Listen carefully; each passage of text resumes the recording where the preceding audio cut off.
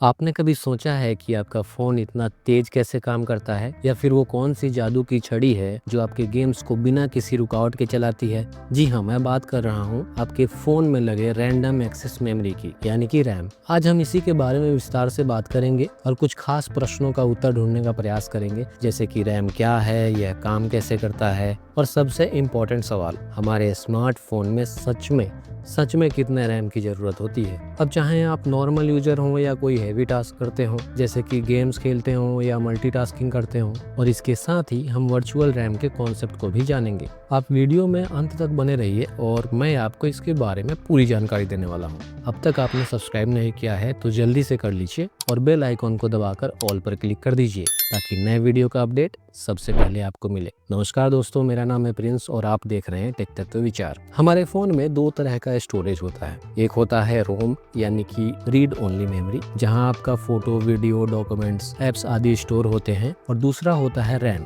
यानी कि random access memory, और आज हम इसी के बारे में बात करने वाले हैं। तो सबसे पहले ये जान लेते हैं कि रैंडम एक्सेस मेमोरी यानी कि रैम क्या है। तो रैम आपके फोन का वह हिस्सा है जहाँ पर टेम्परेरी रूप से डेटा स्टोर होता है। जब आप कोई ऐप ओपन करते हैं तो आपका डेटा रैम में लोड होता है ताकि आपके ऐप्स जल्दी और स्मूथली चल सके। वैसे इसको शॉर्ट टर्म मेमोरी भी कहा जाता है। इसके साथ ही ये सवाल उठता है कि रैम काम कैसे करता है। तो रैम आपके फोन के प्रोसेसर के साथ मिलकर काम करता है। वैसे तो सभी डेटा मेन स्टोरेज यानी कि रोम में स्टोर होता है, लेकिन जब आप कोई ऐप या गेम ओपन करते हैं तो प्रोसेसर उस ऐप का डेटा रैम में लोड करता है। ये डेटा टेम्परेरी होता है और जब आप ऐप को बंद करते हैं या फोन को रीस्टार्ट करते हैं तो ये डेटा इरेज हो जाता है। अब आप सोच रहे होंगे कि यही काम प्रोसेसर हमारे मेन स्टोरेज से भी ले सकता है, हमें रैम की क्या जरूरत। तो मैं आपको बता दूं कि हमारे मेन स्टोरेज यानी रैम की डेटा रीड एंड राइट करने की जो स्पीड होती है उससे कई गुना तेज स्पीड रैम की होती है और आप बहुत ही स्मूथली ऐप चला पाएं, इसीलिए रैम हमारे लिए बहुत जरूरी हो जाता है। ये भी सवाल दिमाग में आ सकता है कि जब स्पीड की ही बात है तो रैम ही क्यों, पूरे स्टोरेज का स्पीड रैम जितना ही कर दो। तो ऐसा नहीं किया जा सकता,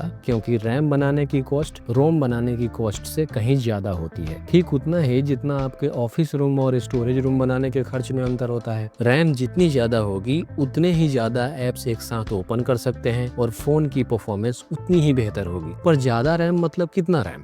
ऐसा करते हैं, रैम का इंपॉर्टेंस समझने के लिए एक छोटा उदाहरण लेते हैं। मान लीजिए कि आप अपने स्कूल, कॉलेज या ऑफिस का काम करने के लिए किसी एक टेबल का इस्तेमाल करते हैं जिस पर आप ज्यादा से ज्यादा 4 बुक्स या फाइल्स रख सकते हैं, या एक लैपटॉप के साथ 3 फाइल रख सकते हैं। वहीं कुछ दूरी पर आपका स्टोरेज रूम है जहां आप ज्यादा मात्रा में बुक्स या फाइल्स स्टोर करते हैं। आप जब भी किसी 5वीं फाइल पर काम करना चाहेंगे तो आपको स्टोरेज रूम से एक फाइल लाना और टेबल से एक फाइल हटाना पड़ेगा, और फाइल लाने और ले जाने में लगने वाला time he read and right speed है। टेबल आपका रैम है और स्टोरेज रूम आपका रोम यानी कि मेन स्टोरेज है। पर जब आप टेबल पर रखे फाइल्स पर काम करते हैं तो बहुत आसानी से 1 से 4 फाइलों के बीच में स्विच कर सकते हैं। पर जब आपको नया फाइल चाहिए होता है तो आपको स्टोरेज रूम से जाकर लाने में समय लगता है। ठीक ऐसा ही रैम में है। जब आप उस ऐप को चलाते हैं जो पहले से रैम में है तो आप बहुत आसानी से ऐप्स में स्विच कर सकते हैं। पर जब आप कोई नया ऐप ओपन करते हैं तो उसे मेन स्टोरेज से रैम में लोड होने में थोड़ा समय लगता है। अब ऐसा करते हैं, टेबल का साइज बढ़ा देते हैं जिससे कि हम 4 से ज्यादा फाइल रख सकें। पर एक प्रश्न है, टेबल का साइज कितना बढ़ाएं? और इसका उत्तर ये है कि टेबल का साइज उतना ही बढ़ाना है जितने तक हमारे हाथ आसानी से पहुंच जाए। ठीक ऐसा ही रैम के साथ करना है, मतलब रैम का साइज उतना ही बढ़ाना है जितना हम यूज कर सकते हैं या जितना हमें जरूरत है, क्योंकि हम रोबोट नहीं है। पर यह जरूर कर सकते हैं कि फ्यूचर में जैसे जैसे एप्स हेवी होंगे हमें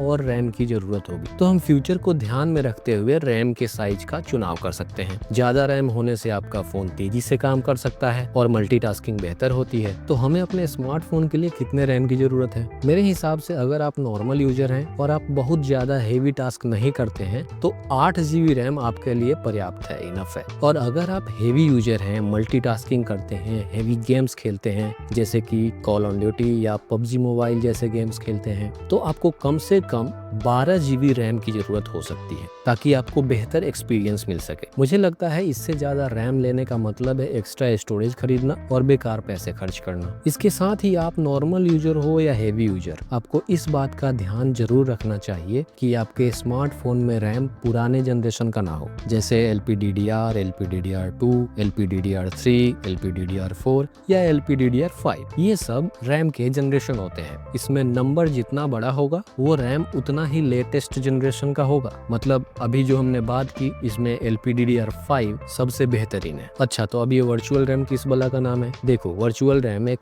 ऐसी तकनीक है जो आपके फोन के स्टोरेज को रैम की तरह इस्तेमाल करती है। कुछ ऐसा ही जैसे आपने अपने स्टोरेज रूम में वर्चुअल रैम के लिए एक अलग से सेल्फ बना दिया हो। पर एक मिनट, हमने अभी बात की कि हमारे मेन स्टोरेज की स्पीड और रैम की स्पीड में बहुत अंतर होता है, तो यह कैसे संभव है कि स्टोरेज रूम में वर्चुअल रैम के लिए एक एक्स्ट्रा सेल्फ बना दिया जाए? अरे भाई, जब स्पीड ही नहीं मिलेगी तो वर्चुअल रैम तो स्टोरेज रूम ही हुआ ना, फिर क्या फर्क पड़ता है वर्चुअल रैम हो या ना हो? तो ये तो एक तरह का गिमिक ही लगता है। लेकिन अगर आप नॉर्मल यूजर हैं, आपको हेवी काम नहीं करना है, आपका बजट भी थोड़ा टाइट है, तो आपके लिए उपयोगी हो सकता है। पर अगर आप हेवी काम करने वाले हैं, गेम्स खेलने वाले हैं, तो ये आपके लिए बिल्कुल नहीं है। मैं कहूँगा आपको वर्चुअल रैम से दूर ही रहने की जरूरत है, मतलब बहुत दूर। उम्मीद है कि अब आपको रैम से जुड़े सभी सवालों के जवाब मिल गए होंगे। रैम आपके स्मार्टफोन की परफॉर्मेंस के लिए बहुत जरूरी है, लेकिन इसका चुनाव अपने जरूरत के हिसाब से समझदारी के साथ करना भी बहुत जरूरी है। आई होप कि जब भी आप नया स्मार्टफोन खरीदेंगे तो आप रैम की इम्पोर्टेंस को समझकर सही फैसला लेंगे। अगर आपको ये वीडियो पसंद आई हो और फ्यूचर में इसी तरह की इन्फॉर्मेटिव वीडियो देखना चाहते हैं तो हमारे चैनल टेक तत्व विचार को सब्सक्राइब जरूर कीजिए। अपने सवाल या सुझाव कमेंट में लिख डालिए। मैं मिलता हूँ आपसे अगले वीडियो में। Thanks for watching, keep learning and stay curious.